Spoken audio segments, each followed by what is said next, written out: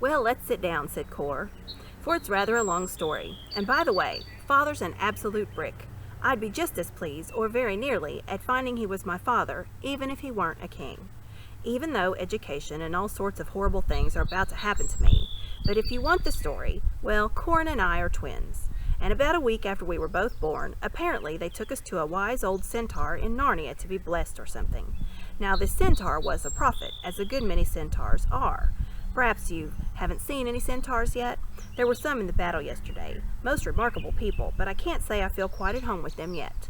I say, Erebus, there are going to be a lot of things to get used to in these northern countries. Yes, there are, said Erebus, but get on with the story. Well, as soon as he saw Corin and me, it seems this centaur looked at me and said, "A day will come when that boy will save Archenland from the deadliest danger in which she ever lay." So of course my father and mother were very pleased, but there was someone present who wasn't.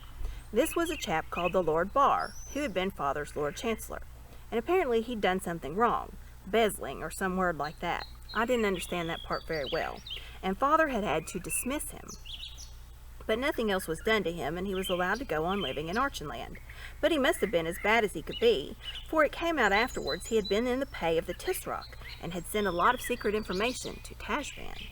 So as soon as he heard I was going to save Archenland from a great danger, he decided I must be put out of the way.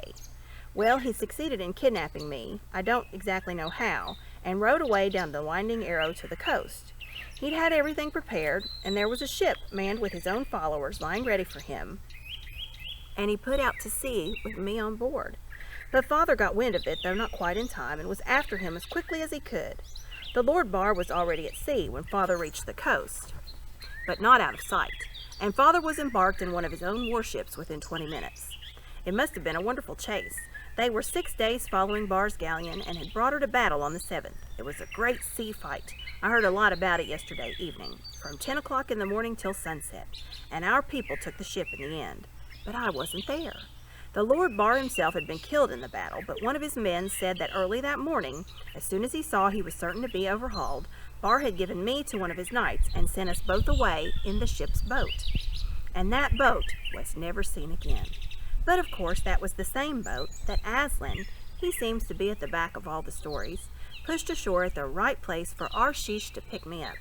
I wish I knew that knight's name, for he must have kept me alive and starved himself to do it. I suppose Aslan would say that was part of someone else's story, said Erebus. I was forgetting that, said Cor. And I wonder how the prophecy will work out, said Erebus, and what the great danger is that you're to save Archenland from. Well, said Cor, rather awkwardly, they seem to think I've done it already. Erebus clapped her hands. Why, of course, she said. How stupid I am, and how wonderful. Archenland can never be in much greater danger than it was when Rabadash had crossed the Arrow with his 200 horse, and you hadn't yet got through with your message. Don't you feel proud? I think I feel a bit scared, said Cor. And you'll be living at Anvard now, said Erebus, rather wistfully. Oh, said Cor, I nearly forgotten. That's what I came about. Father wants you to come and live with us. He says there's been no lady in the court, they call it the court, but I don't know why, since Mother died. Do, Erebus. You'll like Father and Corin. They're not like me. They've been properly brought up. You needn't be afraid that... Oh, stop it, said Erebus, or we'll have a real fight. Of course I'll come. Now let's go and see the horses, said Cor. There was a great and joyous meeting between Bree and Cor, and Bree, who was still in a rather subdued frame of mind, agreed to set out for Anvard at once. He and Hewin would cross into Narnia on the following day. All four bade an affectionate farewell to the hermit, and promised that they would visit him again soon. By about the middle of the morning they were on their way. The horses had expected that Erebus and Cor would ride, but Cor explained that except in war, where everyone must do what he can do best, no one in our Narnia or Archenland would ever dream of mounting a talking horse. This reminded poor Bree again of how little he knew about Narnian customs and what dreadful mistakes he might make. So when Hewin strolled along in a happy dream, Bree got more nervous and more self-conscious with every step that he took. Buck up, Bree, said Cor. It's far worse for me than for you. You aren't going to be educated. I shall be learning reading and writing and heraldry and dancing and history and music while you'll be galloping and rolling on the hills of Narnia to your heart's content. But that's just the point, groaned Bree. Do talking horses roll? Supposing they don't. I can't bear to give it up. What do you think, Hewan?" "I'm going to roll anyway," said Hewan. "I don't suppose any of them will care 2 lumps of sugar whether you roll or not." "Are we near the castle?" asked Bree to Cor. "Round the next bend," said the prince. "Well," said Bree, "I'm going to have a good one now. It may be my last. Wait for me a minute." It was 5 minutes before he rose again, blowing hard and covered with bits of bracken. "Now I'm ready," he said in a voice of profound gloom. "Lead on, Prince Cor, Narnia and the North." But he looked more like a horse going to a funeral than a long-lost captive returning to home and freedom. Chapter 15. Rabadash the Ridiculous. The next turn of the road brought them out from among the trees, and there, across green lawns, sheltered from the north wind by the high wooded ridge at its back, they saw the castle of Anvard. It was very old, and built of a warm, reddish-brown stone. Before they had reached the gate, King Loon came out to meet them, not looking at all like Aravis's idea of a king, and wearing the oldest of old clothes, for he had just come from making a round of the kennels with his huntsmen, and had only stopped for a moment to wash his doggy hands. But the bow with which he greeted Aravis as he took her hand would have been stately enough for an emperor. "Little lady," he said, "we bid you very heartily welcome. If my dear wife were still alive, we could make you better cheer, but could not do it with a better will. And I am sorry that you have had misfortunes and been driven from your father's house, which cannot be but a grief to you. My son Cor has told me about your adventures together and all your valor." "It was he who did all that, sir," said Aravis. "Why, he rushed at a lion to save me." "Eh, what's that?" said King Loon, his face brightening. "I hadn't heard that part of the story." Then Aravis told it, and Cor, who had very much wanted the story to be known, though he felt he couldn't tell it himself, didn't enjoy it so much as he had expected, and indeed felt rather foolish. But his father enjoyed it very much indeed, and in the course of the next few weeks told it to so many people that Cor wished it had never happened.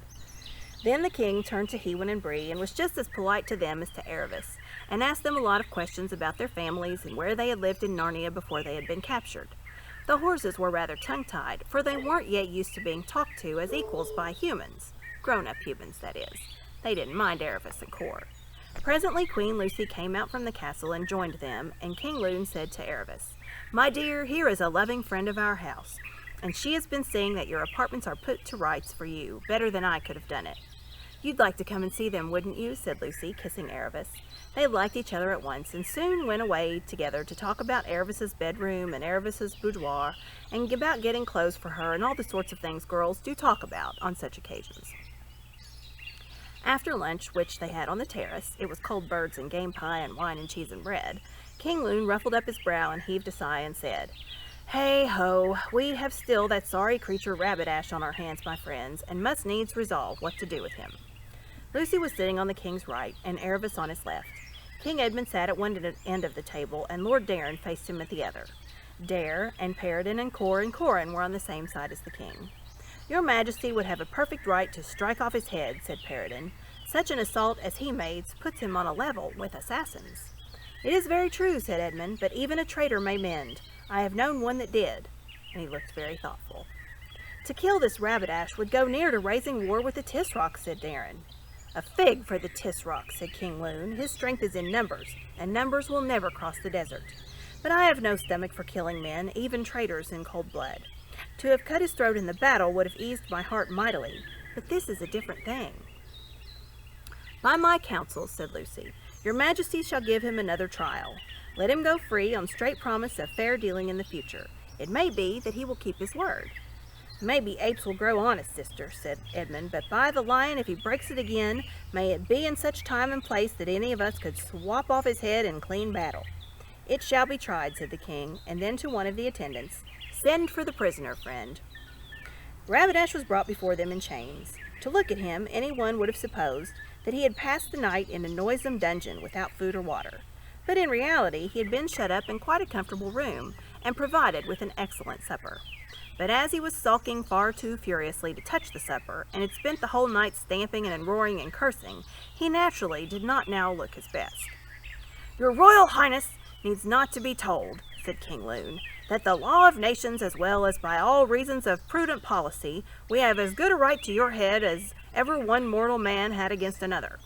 Nevertheless, in consideration of your youth, and the ill nurture devoid of all gentillesse and courtesy, which you have doubtless had in the land of slaves and tyrants, we are disposed to set you free, unharmed, on these conditions. First, that—" "Curse you for a barbarian dog!" spluttered Rabadash. "Do you think I will even hear your conditions? Ha! You talk very largely of nurture, and I know not what. It's easy to a man in chains. Ha! Take off these vile bonds, give me a sword, and let any of you who dares then debate with me." Nearly all the lords sprang to their feet, and Corin shouted, "Father, can I box him, please?" "Peace, your majesties, my lords," said King Loon. "Have we no more gravity among us than to be so chafed by the taunt of a pajok? Sit down, Corin, or shalt leave the table. I ask your highness again to hear our conditions." "I hear no conditions from barbarians and sorcerers," said Rabadash. "Not one of you dare touch a hair on my head. Every insult you have heaped on me shall be paid with oceans of Narnian and Archenlandish blood. Terrible shall the vengeance of the Tisroc be, even now, but kill me, and the burnings and torturings in these northern lands shall become a tale to frighten the world 1,000 years hence. Beware, beware, beware! The bolt of Tash falls from above." "Does it ever get caught on a hook halfway?" said Corin. "Shame, Corin," said the king. "Never taunt a man save when he is stronger than you. Then as you please." "Oh, you foolish Rabadash," sighed Lucy. Next moment, Cor wondered why everyone at the table had risen and was standing perfectly still. Of course he did the same himself, and then he saw the reason. Aslan was among them, though no one had seen him coming.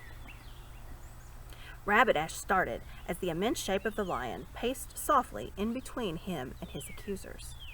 "Rabadash," said Aslan, "take heed. Your doom is very near, but you may still avoid it. Forget your pride. What have you to be proud of? And your anger. Who has done you wrong? And accept the mercy of these good kings." Then Rabadash rolled his eyes and spread out his mouth into a horrible, long, mirthless grin like a shark, and wagged his ears up and down. Anyone can learn how to do this if they take the trouble. He had always found this very effective in Calormen. The bravest had trembled when he made these faces, and ordinary people had fallen to the floor, and sensitive people had often fainted. But what Rabadash hadn't realized is that it is very easy to frighten people who know you can have them boiled alive the moment you give the word. The grimaces didn't look at all alarming in Archenland. Indeed, Lucy only thought that Rabadash was going to be sick. "Demon, demon, demon!" shrieked the prince. "I know you! You are the foul fiend of Narnia! You are the enemy of the gods! Learn who I am, horrible phantasm! I am descended from Tash, the inexorable, the irresistible!